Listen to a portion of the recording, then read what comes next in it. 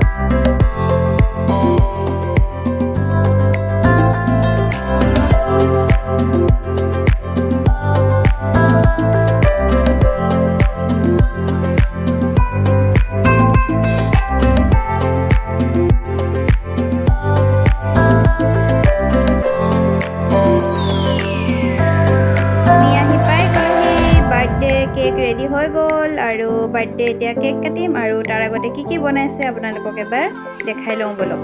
আছে হৈ আছে ন, পনীৰ চব্জি ৰেডি, তাৰপাছতে দাল ৰেডি, তাৰপাছতে ৰেডি বাচ্চা পাৰ্টি মাংস জ্বলা নিদিয়া আৰু এয়া জ্বলা দিয়া আৰু এফালে ৰেডি হৈ আছে এয়া পোলাও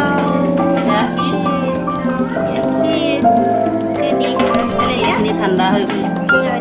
কেক কাটোগে নহয়।